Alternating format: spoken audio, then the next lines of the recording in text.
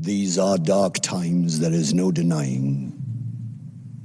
Our world has perhaps faced no greater threat than it does today. But I say this to our citizenry. We, ever your servants, will continue to defend your liberty and repel the forces that seek to take it from you. You're listening to The Stephen Torriello Show, building a platform of liberty for people in search of truth with a dash of hope and a life worth living. The Stephen Torriello Show. And now, here's Stephen.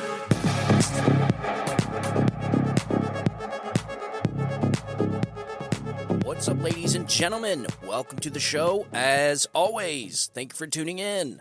I know you guys probably missed me yesterday, but my daughter had this huge essay that she had to write, and right when I was getting ready to, right when I was getting ready to do the show, she comes to me and she's like, "Dad, I need help with this. It's about the Salem witch trials," and she's like, "Since you're so good in history, I thought I would ask you for help." And I'm like, "Of course." And I'm like, "So when is it due?" She's like, "Oh, tomorrow." So, the kids come first. Ladies and gentlemen, the family comes first. I know you guys are like my family, and we are family. But I have to make sure that I run a tight ship here, or else, I can't allow I don't want my family to be impacted. I want my family to be impacted as least as possible with this battle that I've waged against this corrupt system that we are experiencing right now. So yes, country is important. Freedom is important. Liberty is important. But I'm not a very good freedom fighter if I'm not strong at home. So I have to make sure that my family is together, and that includes helping my little girl with her essay for school, and then I will be a more effective digital warrior in this battle for freedom to save our country. So I am going to make it up to you. I'm going to do back-to-back shows today. I'm going to release one today, then I'm going to release one right after this, because look, it's not even hard. We got so much stuff to get into. It's incredible. So I'm sifting through the news, just trying to figure out what to do first. And there's a lot, because we have this CR bill, this debt relief bill, and look, I am not huge. I'm pretty big in politics and news and, even international news, but these debt bills, the debt bills are just so confusing, because there's just so much there. It would take up a whole show just to talk about it. Just to kind of fill you in, I will try and summarize it as much as I can and as best as I can. Matt Gaetz and like 19 other conservative Republicans, the hardcore conservative Republicans, the actual conservatives, Mark Levin calls them, Mark Levin calls the rhinos actual conservatives, but not these guys. I don't think Mark understands the details of everything, and I think he's getting pissed that these guys, he sees them as just kind of trying to burn the whole place down, but I think he's starting to understand now what exactly is happening. So Matt Gaetz, along with Bober, along with Andy Biggs, Mark Levin's got something against Andy Biggs anyways, something to do with the Convention of States. Anyways, I digress on that. These people put up a stop block and said, no, we are not just going to pass a ginormous CR that just gives blanket funding to everything. They were promised back when they signed the first CR that things would be taken care of individually in the appropriations process. You guys remember that? That's what got the support of Thomas Massey, Marjorie Taylor Greene, both came out and said, look, we'll get this through now, and we'll take care of it in the appropriations process. Well, the appropriation process is here, and now they want to, again, fund another continuing resolution just like they did. So essentially, they lied. They knew what the game was. They knew the tricks. And this is the kind of stuff that people are so sick and tired of, the Republican Party and this corrupt swamp we have in Washington, D.C., that is funding this country to its own demise. The American taxpayer is so sick and tired of paying for and then watching. They're paying to watch a movie of their country getting destroyed. And so they're tired of funding it. They're tired of the same old, same old. They've been doing these continuing resolutions since the 90s, and it hasn't stopped. And what do you know? We've been in a state of decline since the 90s, except for when Donald Trump was in office. Go figure. So Matt Gaetz is standing in the breach, and he's essentially trying to say, look, I want to take care of these issues individually. Individually, because no other family handles their finances this way. Nobody just assumes what their bills are going to be and just pays a lump sum. So nobody says, okay, I got water, electric, cable, internet, and so I think it's going to be around $750, so I'll just pay $1,000 just to make sure it's good. Like, nobody does that. Every single family, when handling their finances, goes through their bills individually, and they look at the bills individually. Why? So that they could see what they're being charged for, right? Like, that's why we look at our bills. Like, oh, we'll make sure there's no mistakes, make sure we're being charged what we're supposed to be charged. And then if they see a bill that's entirely way too high, they'll call the place and be like, yo, why did this bill increase by $80? So again, it's common sense stuff. This is why I'm trying to summarize it as easy as possible. That is exactly what Matt Gaetz is trying to do. He's trying to take each and every one of these bills and run them through the appropriations process individually. That way, each of these programs can either get a cut or an increase, one or the other. What the Rhino Republicans want to do in the Senate and the House is they just want to blanket pay everything for another 30 days, and some even up until January. Well, that wasn't the deal, for one, and number two, it's a dumb way to handle things. This is why we're in $33 trillion in debt. And look, it's probably more complicated than that. But it's really not. I mean, it really isn't. And you know what I'm going to do? I want to play, I think Maria Bartiromo and Matt Gaetz had a scolding conversation with one another, almost like, I don't know, like brother and sister fight. However, in that conversation, in that debate, came out some incredible information by both sides, and it really settled the debate right then and there. Maria Bartiromo was essentially arguing the Rhino side. Matt Gaetz was explaining what his plan is. And I think it came out incredible. So I got the audio here, and I want you guys to listen to it because I think it explains a lot. And then just to remind you, since this conversation, Maria Bartiromo kind of agrees. So the very next day, she came out on her show, and she said, look, Matt Gaetz makes perfect sense, and I'm with Matt Gaetz on this. I want to know why these people are continuing to kick the can down the road and not giving the American people any wins. It's kind of long audio. I think it's about maybe 8 minutes, but I think it's vital for every single American to hear. Even though it sounds like it's a brother and sister fight, there is so much vital information in this, and you'll understand exactly what is going on. So here we go. Now joining us, one of the people holding up an agreement to fund the government, Florida Republican Congressman Matt Gaetz. Congressman, thank you very much for being here this morning. Thank you. I'm glad I get to respond to your monologue, because if you're saying that I'm standing in the way of all the Republican wins, I'd love you to enumerate them. Watching my friend and mentor Jim Jordan, it was quite painful, because he started by saying we should only pick one fight, the border. But then as the interview went on, he said, well, we should pick a second fight, Jack Smith. And by the time the interview rounded out, he was saying that we shouldn't be funding Ukraine without a plan. And yet the very continuing resolution that you and Jim Jordan seem to be for continues to have $300 million more for Ukraine. So I think we ought to fight on all fronts. I think the border is very important. And the best way for us to advance the Republican border policies is to pass the Department of Homeland Security appropriations bill, do that along with veterans, defense, ag, state and foreign ops. We'll have 73% of the discretionary budget funded. And if, the Department of Labor and Education have to shut down for a few days as we get their appropriations in line, that's certainly not something that is optimal. But I think it's better than continuing on the current path we are to America's financial ruin. Congressman, I understand, and that is why you are on this program this morning, because I want to give you a fair shot, and I want to get you heard. So tell me why you are threatening Speaker McCarthy and trying to shut down this government at a time that the Republicans have finally gotten some upper hands here in terms of wins, able to investigate President Biden on what looks like bribery.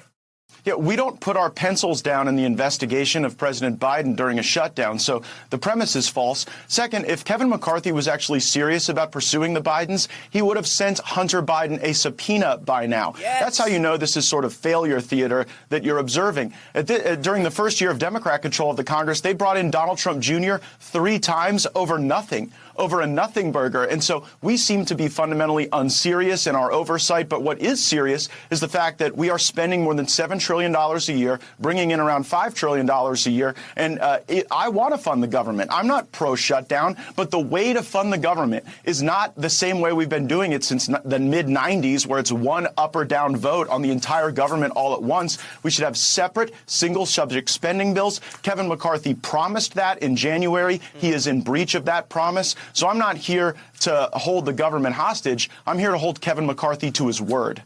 So essentially what Kevin McCarthy did is what we all suspect happens in the House and in the Senate. These people will say whatever it is that the other side wants to hear just to get their way. And that's exactly what Kevin McCarthy did. He said, vote for this, get it through, and then take care of it in the appropriations process. We will bend to your demand of wanting to go through each and every bill individually and vote on it individually. And folks, does it not make sense?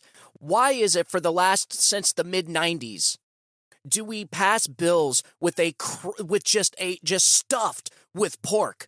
This is exactly what Matt Gaetz is talking about. This is what happens whenever you have a bill that comes up where it's got funding for Ukraine and then funding for FEMA. It's like, whoa, wait a minute. Maybe not everybody agrees with funding Ukraine. And so that's what they do, but they do it so that everybody gets what they want. So some people want funding for Ukraine, and so what they'll do is be like, oh, we'll make them vote for it. We'll stuff this FEMA spending in that bill, and so that the people that don't want any more money going to Ukraine will have to vote for it, because if they don't vote for it, we'll call them out on the media.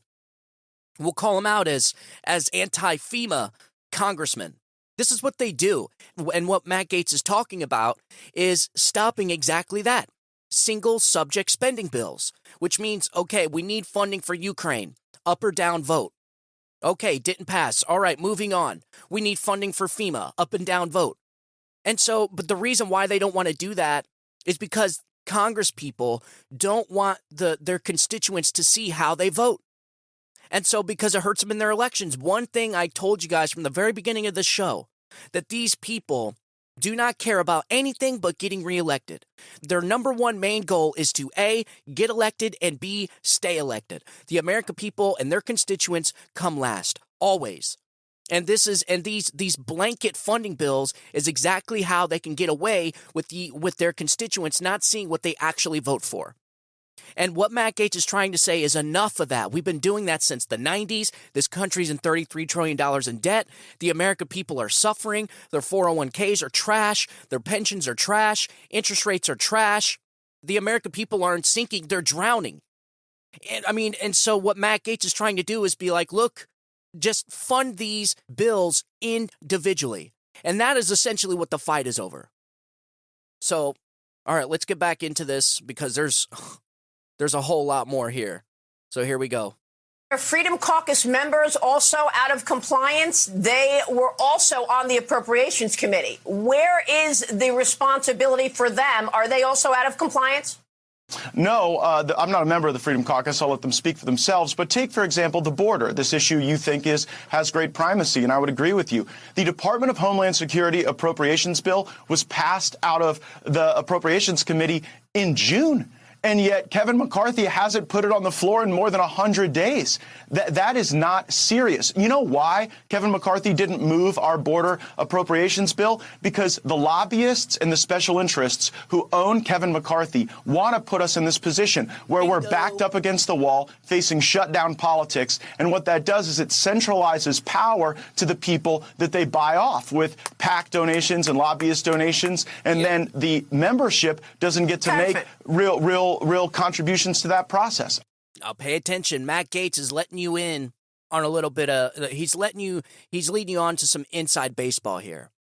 He's talking about the lobbyists, the people we know fund these people's elections, the people we know that really have all the power.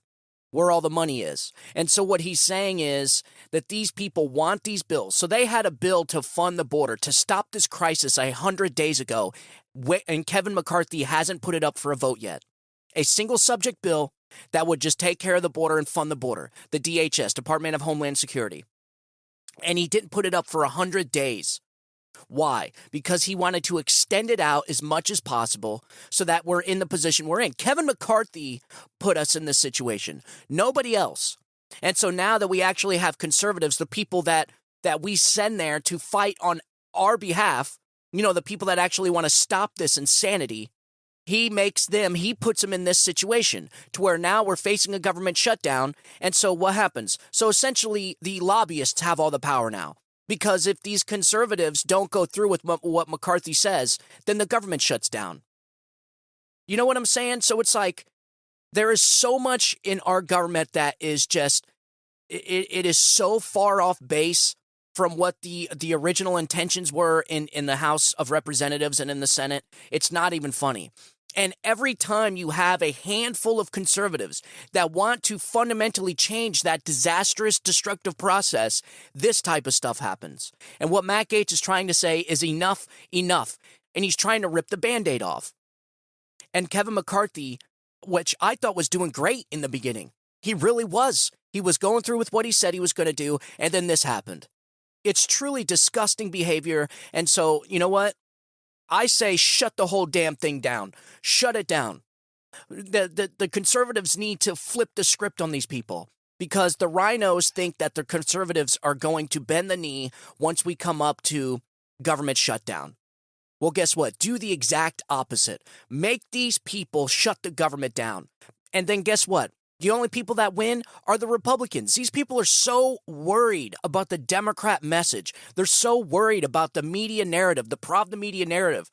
When what they don't realize is that if they would just do these things, if they would shut the government down and come out on the other side helping the country, people are going to see that.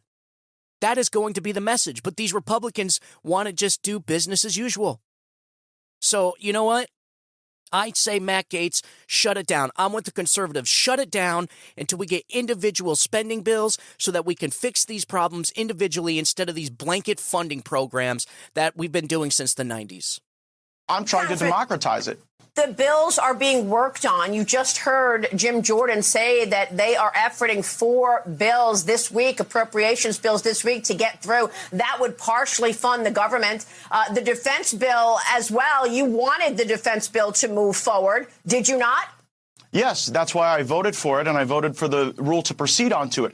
And by the way, don't give Kevin McCarthy credit for the fact that we're moving on to these 4 appropriations bills. That was the deal that House conservatives foisted upon Kevin McCarthy. When he couldn't just move the big spending bills without moving the bills that cut spending, we said, no, no, no. You have to move bills like the state and foreign ops bill because we don't think we should be borrowing money from China to go fund gay pride parades in Prague or LGBTQ, seminars in Indonesia. We don't think that that's a good use of our money. And the only way to do this, Maria, is line by line. Kevin wants it in one big up or down vote, keep the government open, shut it down. I'm saying single subject spending bills. It's the only way to break the fever and liberate ourselves from this out of control spending. Well, he's doing the 4 bills next week. So because we're making him.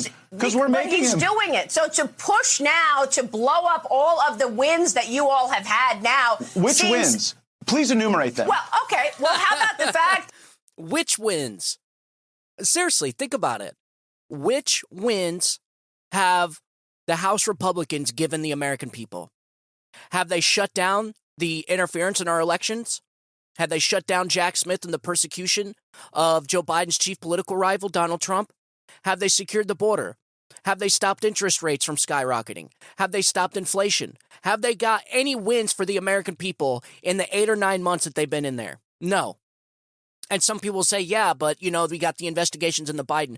Ladies and gentlemen, these investigations would have happened regardless. And so exactly what we said here on this show, exactly what I said, is that Kevin McCarthy was going to dangle the carrot of impeachment in front of the American people to make it look like they're getting wins. When in reality, they were going to do it anyways. This is how they manipulate the people. This is exactly how they manipulate the people. And this is exactly what's been going on for decades, and the American people are tired of watching their country get destroyed because of it. That he has set up a weaponization committee to investigate the DOJ, whether they're involved in a cover-up. That's How about process. the fact that he has, hold on, Wait how a about second. the fact that he, hold on, how about the fact that he has set up the China Select Committee to keep China to account, and of course, he has launched this inquiry into impeachment, potentially, for President Biden. Is that not what you want? None of those things are deliverables. Those are steps in a process. Setting up a committee is an end unto itself, only in Washington, D.C. But the American people demand results. Hold on, I'll let you talk. Okay, Maria, go ahead. These committees have done nothing to reduce inflation. They've done nothing to actually constrain the Biden government. We can set up committees and have hearings and yell at people, but at the end of the day, if we still send the check to fund a weaponized government, having a weaponization subcommittee is little relief to the American people. And if any of this was serious, we would be sending out subpoenas and compelling process the way the January 6th committee did. We should be operating like them. Instead, we're playing patty cake with the Bidens. We're allowing them to get away with it. And we're funding it. We're sending the money. If we were serious, use the power of the purse. Yeah, we're funding all of it. We are funding, I say this all the time, we are funding our own destruction. And so having these committees, yeah, great. Just like Matt Gaetz said, yeah, great. It makes for good podcasts. It makes for good video clips and audio clips for TikTok. But what is it actually doing for the American people? What kind of results is it giving the American people? What kind of relief is it giving the American people? None. So in the end, does it really matter how many committees we have? Does it matter what the process is if there's no ultimate end to the process, if there's no accountability? No. So the American people aren't even getting accountability from this corrupt Biden family. They're eventually not even going to get that because we all know nothing's going to happen to Joe Biden. We know that. But the reason why it doesn't is because of these weak-ass Republicans in the Republican Party that the American people are starting to despise. The Republicans don't even realize it, but they're allowing the Democrats to destroy their own party. They are destroying the Republican Party, and they can't even realize it. They just think that it's just business as usual, like, oh, we'll be second, just, thank you for just slapping me in the face and not punching me. I really appreciate it. But at least I could still run to the New York Times and get a good article written about me. These people are weak. They're cowards. They're useless. They're lazy. And all of the other words you can think of. And all Matt Gaetz is trying to do is hold them to account. And I'm 100% with Matt Gaetz. Give the American people some damn relief, man. The speaker joined me a week ago and told me that he will, in fact, subpoena Hunter Biden. He said at the appropriate time. But let's be clear. It's been 8 months. When do you think the appropriate time is? How many months should the American people have to wait before that subpoena is sent? You tell me. We would not know anything that we know about the Biden family. 176 suspicious activity reports, 20 shell companies set up while he was vice president, the whistleblower testimony. We would not know any of this if not for those committees that he set up exposing all of this. We just heard from Merrick Garland last week. But you have to follow that to its natural conclusion. It's not enough to expose facts that get people angry and animated. You then have to follow those facts to a conclusion and to accountability. You see, that's what Republicans are bad at. We're great at having the hearings and putting on the performances, but if you're still going to underwrite Biden's debt, which is what Kevin McCarthy did joining with Democrats on the debt limit deal, and if you're going to join up with Democrats to still fund his government, Merrick Garland will sit there and he'll answer my tough questions and he'll smirk at me or he'll obfuscate. And then guess what? He goes back to the Justice Department and the coffers are full with money from the American taxpayer that gets turned against the brave patriots in this country. What about the January 6th tapes? Kevin promised he was going to release those. I'm still waiting.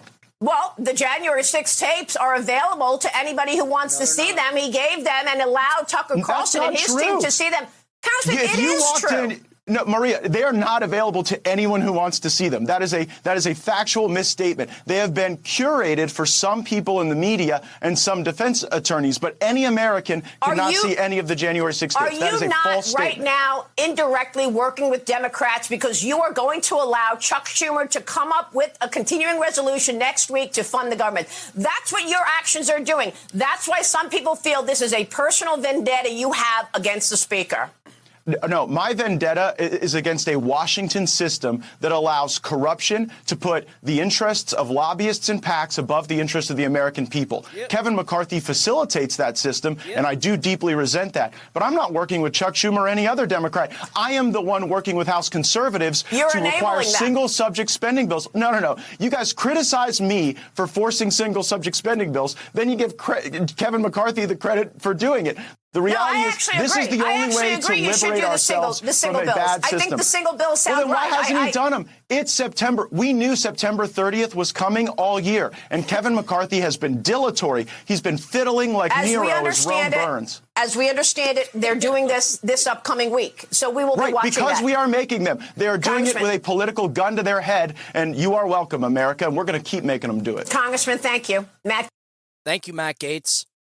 I'm serious, folks. What this guy is doing is exactly what me, you, or anybody else listening to the show right now would do if we were in there in Congress. Screw all the lobbyists, screw all the donors, and screw these Republicans that don't want to do anything for the American people because they're afraid they won't get reelected. Screw that, man. We're watching our country burn to the ground. We're watching our country being turned to ashes, and these people are worried about being reelected. My God, man. Grow some balls. Grow some balls. This is why Republicans lose all the freaking time. Is they're just bad. They're bad at this. They don't know how to fight. The Republicans are not fighters. They roll over. They're a bunch of pushovers.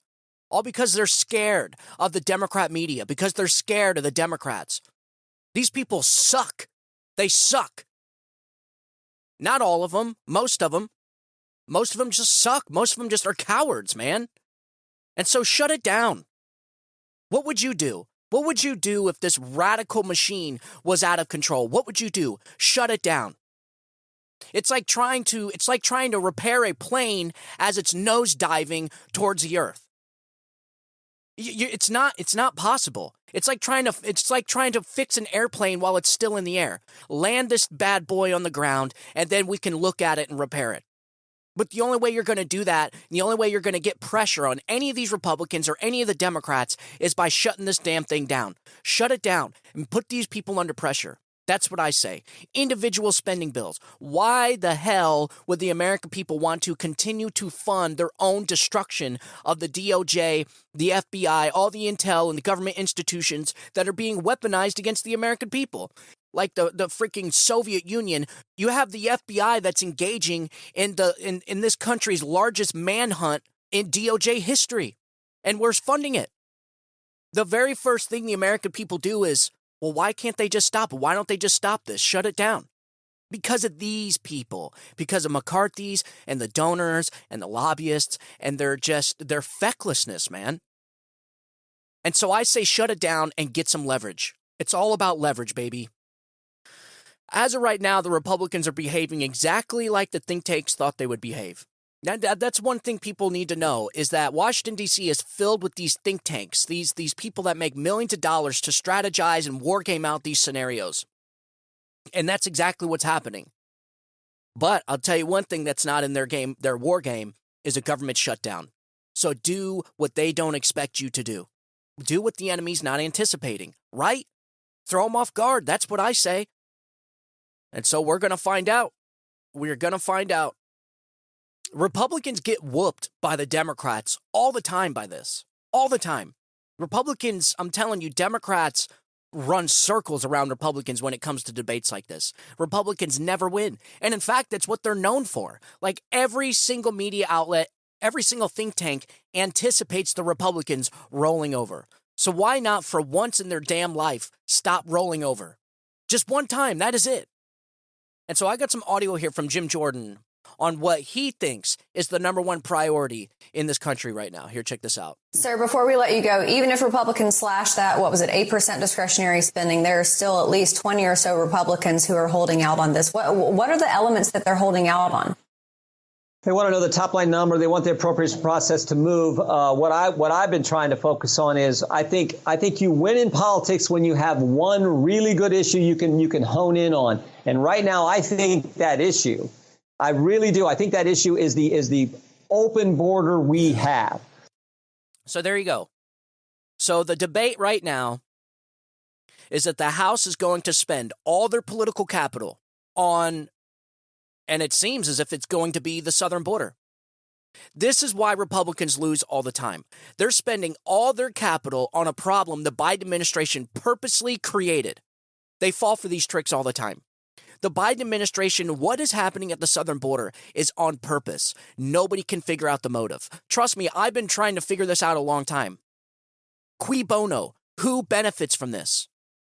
What is the motive behind the southern border? And I think it's this. I think Democrats are the only people that benefit from an open border. They get to change their voter demographics, and they throw it in there so that the Republicans spend all their political capital and all the leverage points on the southern border, on a problem that the Biden administration created. And it's not even going to fix anything. It's not even going to fix anything. They're talking about defunding the processes. The southern border, the Biden administration has not secured the southern border. They just processed people faster. And so the Republicans essentially want to defund that processing. Do you think it's going to change anything? Ladies and gentlemen, the Biden administration welded open the doors at the southern border. Literally welded open the floodgates at the southern border. They'll tell you it's for some migration purposes for the animals. But you literally have video of hundreds of immigrants coming through those doors. So did you essentially not weld open the doors to let illegal aliens get through? I mean, it's incredible. And so Jim Jordan has been there forever. Jim Jordan is going to fall for the tricks of the think tanks and just spend all their political capital on a border that's not going to change. Okay? So why is it the Republicans have to spend all their energy, all their political capital on a situation that the Biden administration created? It is, man, I want to cuss so bad. It is BS, man. It is BS. The Republicans need to go after what they know the Democrats are doing.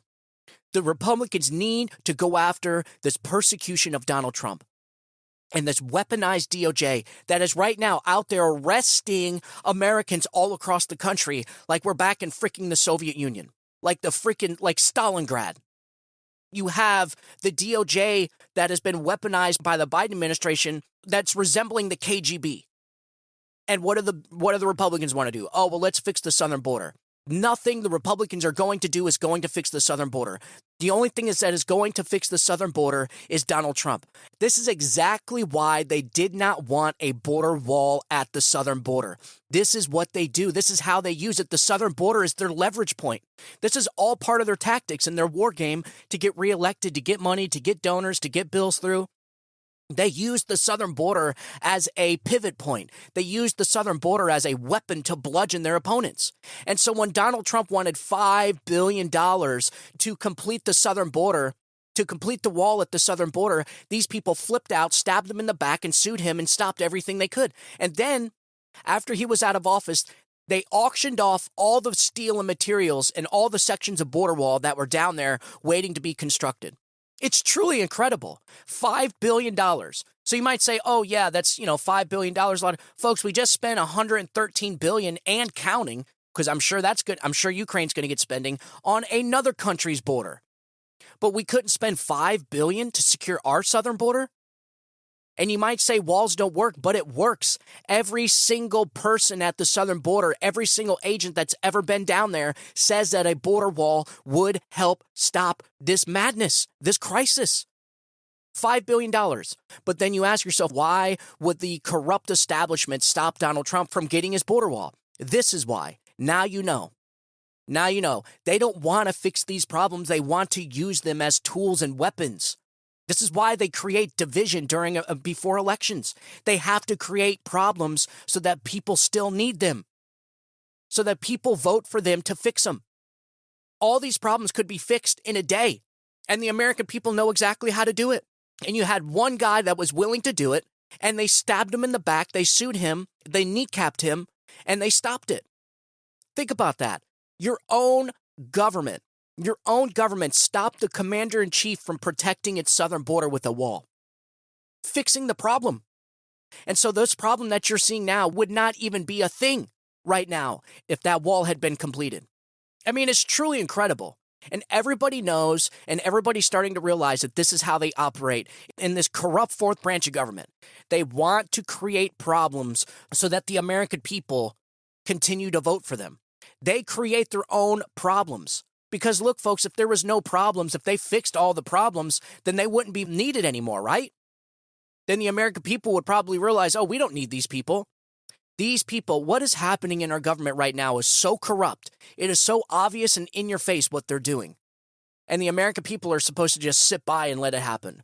And it's just BS that these Republicans fall for these tricks all the time. I don't know anybody right now that is calling up to the House of Representatives and saying, look, the only problem I want to fix is the southern border. Screw everything else. No, the American people know what the issue is here. The American people know Republicans aren't going to fix this problem at the southern border. It's way bigger than just defunding a process. It's just incredible. I mean, 10 random people out of a phone book could fix this issue. So they want to make you think that these debt debates are too complex for regular Americans. It's not. You people know what to do. No American listening to this right now spends their money like this. None. There's always that one person in the family that says the truth that nobody wants to hear, and that person is Matt Gaetz. Matt Gaetz and the 19 other Republicans, the conservatives that are stop blocking this CR. And I say do it. Rip the Band-Aid off now. It's got to happen eventually. Why kick the can down the road? And then what they're going to say is, oh, well, we don't have enough time. Dude, you've had, I don't know how long, and then you send everybody on a 6-week vacation? They did that on purpose. McCarthy sent the people home for 6 weeks on purpose to run out the clock on this so that it would put political pressure on the government shutdown. I'm telling you, this is what these people do. The American people's best interests come last. Their elections come first. Their donors and their lobbyists come first. We come last. This country's security comes last. Every time. Look, we're probably going to be sending more billions of dollars to Ukraine. So to me, this seems like these types of issues happen in families all across America. The arguments that we're having right now, it's just like a family argument. The American country is like one giant family. And right now, the Democrats and Republicans are like a brother-sister fight. They're like two relatives that just don't get along on Thanksgiving dinner. That is what's happening right now. They have nothing in common, and they hate being together. But this can be a uniting issue for both sides.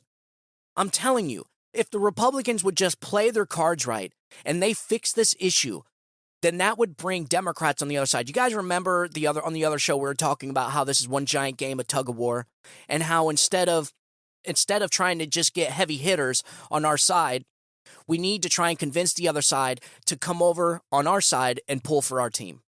Well, this is one of those issues that can do that. And what the Republicans can do to do that is by showing the independents, showing the libs, the liberals, that it's actually the Republicans that want to help this country. And you're not going to do it by just doing regular swampy, slimy stuff that has been happening since the 90s. Actually do something and turn this issue into a uniting issue. They can actually turn this onto the Democrats. They could say, look, we had to stop the persecution of Donald Trump because it was destroying our democracy. And these people were interfering in our elections. And then people will be like, whoa, yeah, that's true. And then there you go. You have some come over here. And then the other bill, an individual. And this is why you do it individually. And so not only does this fund specific things individually, but it also shows who is voting for what. And so this is exactly why they don't want it. It's because they don't want their constituents to know how they vote. Because most of the time, they vote for the Democrats. They take the Rhino Avenue. They're not actually conservatives. And so come election time, when their election time is up, they'll come out, they'll act like they're MAGA, they'll act like they're all, they support Trump. But then when they go back, they fist bump Democrats and they hang out with the Democrats, and it's just business as usual. This is why they don't want individual spending bills, is because they don't want the American people to see how they vote. This can actually accomplish so many things if the Republicans would actually just get it together and just say, okay, we're going to go through these individually, and if the government shuts down, that's fine. It'll take a few days, but we'll get it done. Prioritize things first. All right, what's the first thing? DHS, the border. Let's see what's going on. We could take this out. We could defund this. We could fund this more. We could do this. Boom, done. Send it on its way. And then when it's there, see who votes for it. Find out which Republicans are not Republicans at all. And then let them deal with the consequences of their actions by their constituents. But we need to get these people on paper to show how they vote. This is what you're watching right now is the American people getting their country back is what this is. But the Republican Party can also benefit from this by uniting liberals and rational, sane Democrats to come and pull for our side. It can be done.